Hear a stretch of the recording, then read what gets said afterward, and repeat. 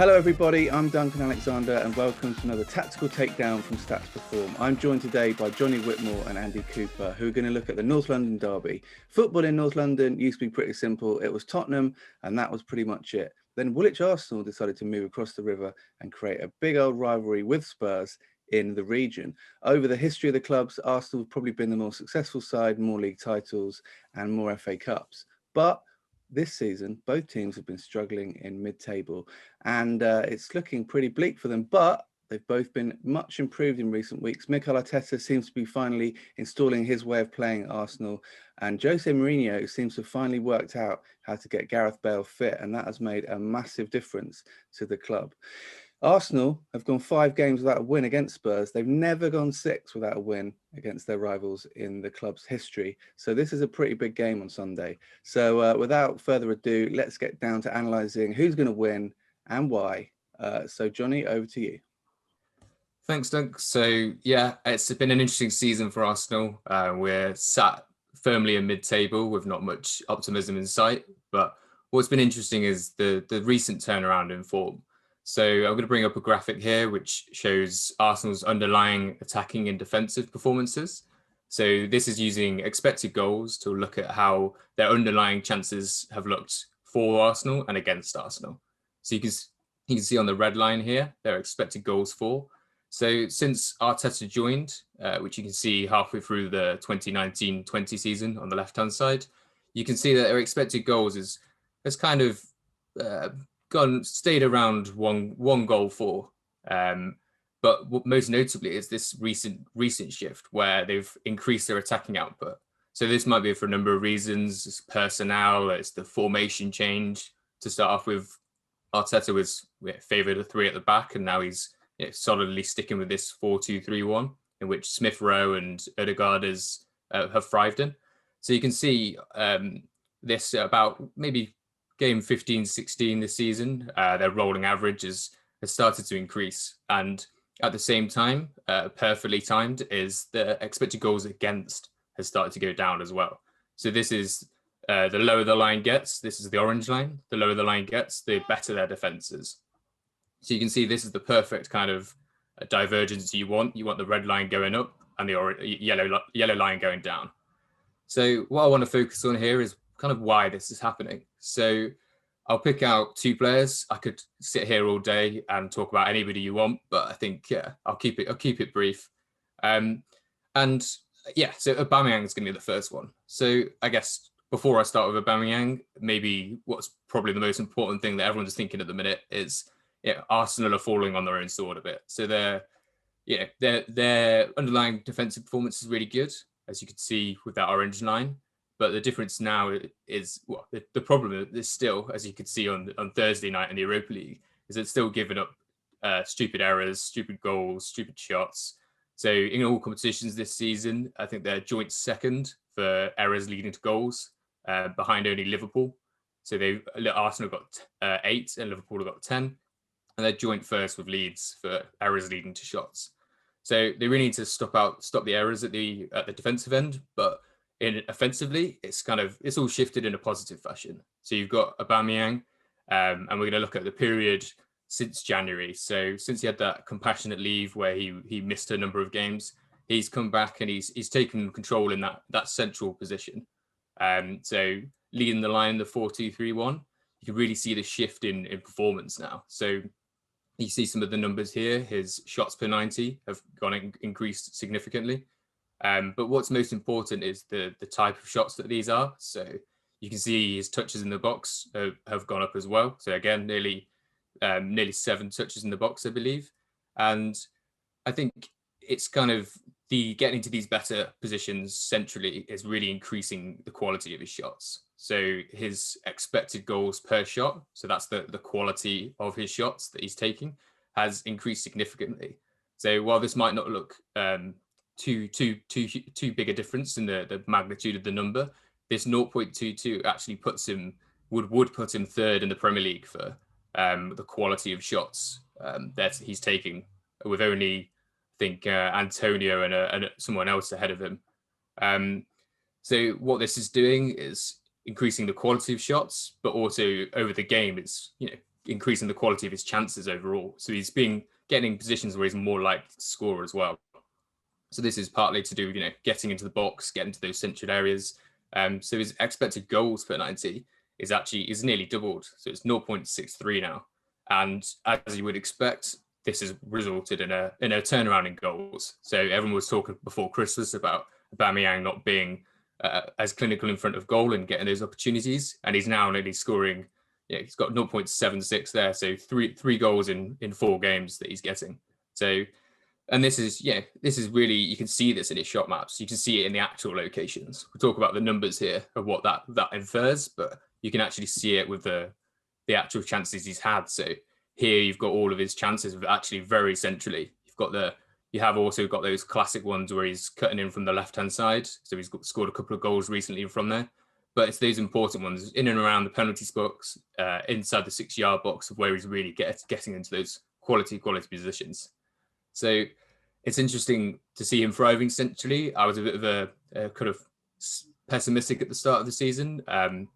I preferred Lacazette there, coming short, like getting involved in the build-up play, whereas Aubameyang really he really kind of stays there as more of the poacher and wants to get on the end of things. But what's been interesting is Ødegaard coming to the team has allowed Aubameyang to keep that role, to stay on the shoulder of the last man, because Ødegaard always comes to feet. So he allows the build-up play in the advanced areas and that central advanced areas to really thrive. And with his vision and creative players behind him, it allows Aubameyang to make those runs in behind the defence and really utilise the pace. So creatively, again, is probably the big thing to look at with Arsenal this season. There's been a lot of critique about not being able to create chances. So somebody I want to highlight as well here is Kieran Tierney. So again, somebody was injured around the same time as Aubameyang, but with a calf problem, I believe. But since coming back into the side since January, he's been over the season. He's been one of Arsenal's most creative players. So he's really turned it around recently. His work ethic, his attitude to the game. It was him who almost single-handedly turned around the game against Benfica, the second leg, and won them that game with his goal and his work rate again. But you can see here that again in the Arsenal players this season, this is all competitions, he's created more than anybody else. So that's 36 chances created in the 2020-21 season, ahead of all the kind of creative midfielders. And I think that's a key battleground of the weekend. So depending on who Mourinho decides to play at right back, so it might be Serge Aurier or Matt Doherty. And I think they're potentially both quite attacking fullbacks that might be able to exploit the space on that side. Obviously, Gareth Bale, who's hitting form at the minute, might be playing on that side too. So there's real potential for Arsenal's creativity down that side. So you can see visually again with Kieran Tierney's crosses, he really drives the defenders down that left-hand side and aims to pull it back into the penalty spot, 6-yard box, or slightly inside, where it's actually, you can see on with the rankings that Willian was the 3rd most creative player this season.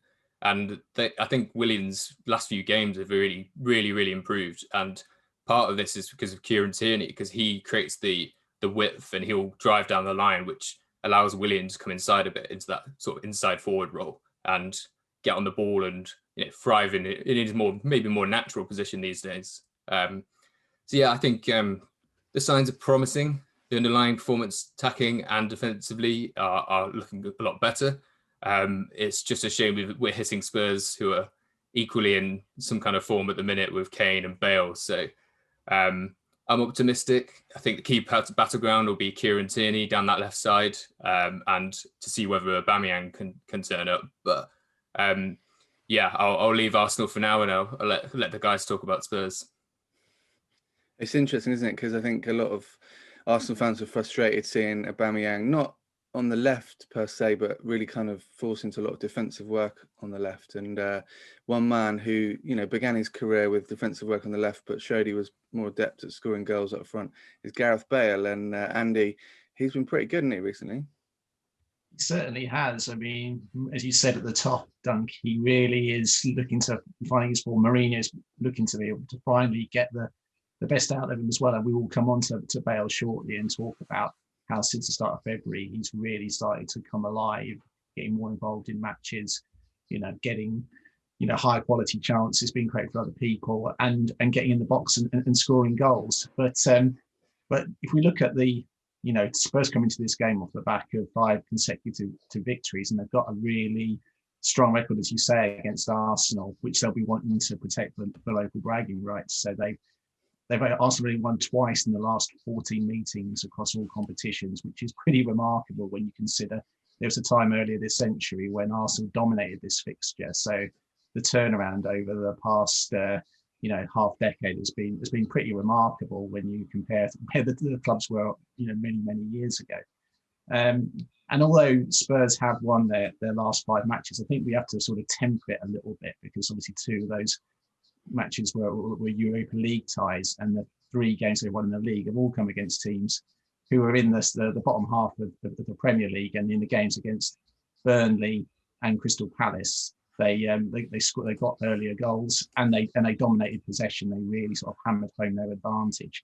So they're going up against Arsenal, that Jonny says, as quite rightly said, are in a rich vein of form and a far stronger proposition than when they last played back in December. So as Jonny was talking about their underlying performance, Arsenal rank 3rd for expected goals output per 90 since January, and Spurs only rank 7th, and Arsenal have a better defensive record in terms of goals conceded and conceding lower quality chances according to XG. So Tottenham are going to be playing a team who are in a much better form than the teams they've been playing in the past few weeks. So this will be a good test for Spurs to establish if their sort of mini renaissance is genuine, or whether they just want to run where they were against teams who maybe perhaps they would have been expected to win. And it'll be interesting to see how Spurs approach this game. So if we look at those victories against Burnley and Palace, and also when they lost to West Ham as well, fans will have noticed that Spurs saw a lot more of the ball compared to a number of games that they would have been playing in prior to Christmas when they were top of the league. And actually, if you look at the stats, since the beginning of January, they're completing on average 440 passes per 90, compared to their season average of 404. So they are seeing a lot more of the ball. They are, being a more possession-orientated team since the turn of the year. But given that they're going to be playing at the Emirates against Mikel Arteta's team, which likes to use the ball, I wouldn't be surprised if Mourinho looks to return to that more counter-attacking approach, which was working for him before Christmas. Because if we look at this graphic and we look at the Tottenham playing style engagement based on the 2 North London derbies Mourinho's overseen since he's taken over, we can see there was a real emphasis on getting the ball forward quickly in transition. And in the case of the most recent game in December, there was very little sustained possession in Arsenal's defensive third. And this approach proved really effective. They won both the games. But as I say, Arsenal at the time in December were languishing down in 15th, and Spurs were top of the league. So whilst this approach did work and has worked successfully in the previous 2 matches, they are playing Arsenal, who are a much different beast. And I think if they are going to take that approach, a lot will depend on the effectiveness of Spurs' ball-carrying players, the likes of Son, Lucas, and Bale and Kane, and getting the ball forward at pace when Arsenal's attacking play breaks down. And that could be key. And then if we look at, you mentioned at the top about the form of Bale, everyone talks about Harry Kane really enjoying playing against Arsenal. He scored 11 times in his career against Spurs' North London rivals. But Bale has scored 5 times in this derby as well, and he seems to have hit his form just in time for the derby. So on this graphic, we're going to look and compare his per 90 outputs from prior to the beginning of February, since and in the time since. Now, we've got to take these numbers with a pinch of salt, because a lot of his numbers in the early part of the season are from cameos on the bench. There's only 2 matches he started in this period. But what we can see is that he's seen a lot more of the ball.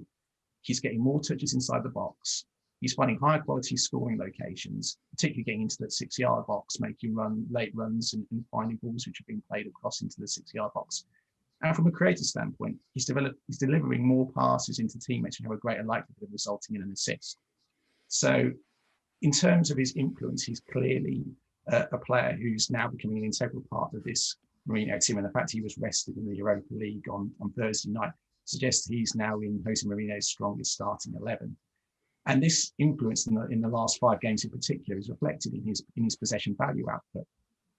So for those who may be not familiar with the possession value metric, this is a metric which sort of measures how a player's on the ball involvements increase their team's probability of scoring in the next 10 seconds of play. And if we look at this graphic, we can see that in the last 5 Premier League matches, Bale is ranking second in the Tottenham squad only to Harry Kane for net PV. And if we only take into account his progressive outputs, so we don't take into account his regressive outputs where he's passing backwards or he's giving the ball away, he's actually ranking, he's actually on a par with Kane. So across the whole Tottenham squad, he is, really, really having this impact, which perhaps Spurs fans may have expected when he first came in on loan back in September.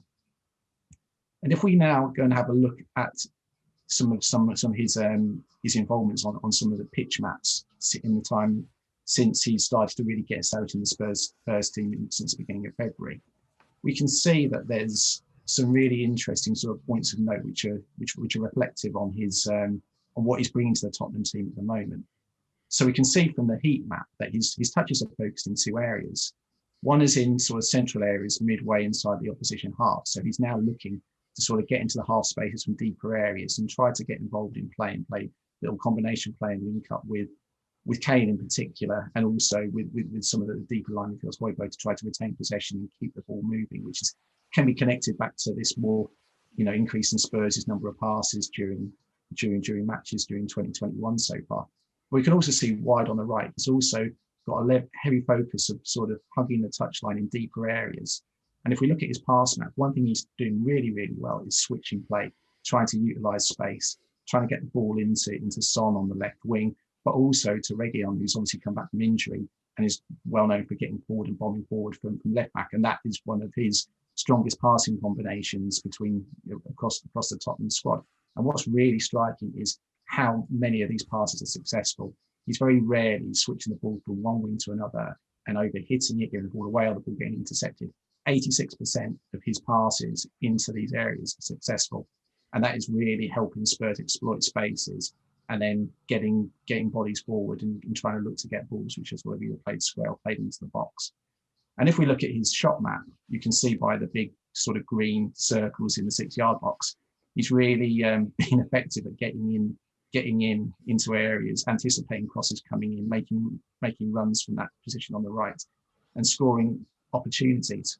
And we're not really seeing a lot of sort of long speculative efforts from distance. And there are a few number of long range shots, but 2 of those were actually from direct free kicks. So he's not somebody who's just shooting from distance. He's actually looking to sort of move the ball around, recycle the ball, and not sort of resorting to speculative long range efforts, which, considering he hasn't scored a goal from outside the box since the autumn of 2018, is probably not a bad thing to be doing from his decision-making perspective. But nonetheless, as we've probably seen from some of his free kick attempts recently, he still possesses a pretty lethal threat from deeper positions. And if he were to break that duck and score a direct free kick this weekend, I think he'll make a lot of Spurs fans very happy. And not just only for the fact that they can retain these local bragging rights, which they had to wait a long time to sort of get after Arsenal's dominance for such a long period of time, but a win's crucial for them as well. That's it is for Arsenal, because in such a tight Premier League season, they'll want Spurs and Mourinho, we wanting to, hang on the coattails of the other teams above them as they try to get an immediate return to Champions League football next year. Yeah, I mean, obviously Gareth Bale's last full season in the Premier League before he joined Real Madrid is the record number of goals from outside the box. Obviously then he had the ability just to knock it past defenders and sprint past them. He is a changed player, but it's a sign of a sort of world-class player that they can adapt their game. And I think a lot of Spurs fans have noticed recently how good he has been at those cross-field passes you talk about.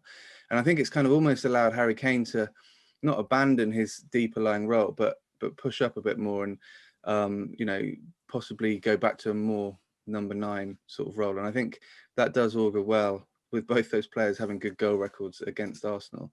As we know, most games between the big 6 this season have ended 0-0, but surely, I mean, I would always argue that Arsenal Spurs is probably the big game that's the most kind of anarchic, and I think everyone would hope for a high scoring game, whether you support one of these teams or not. So and I think everything that Jonny and Andy have just shown there kind of points to that, really. So Q and 0-0 and another bad game, but I don't think it's going to happen. But anyway, we'll find out on Sunday. I hope this has all been useful, and tune in next week as we do another tactical takedown on the Stats Perform.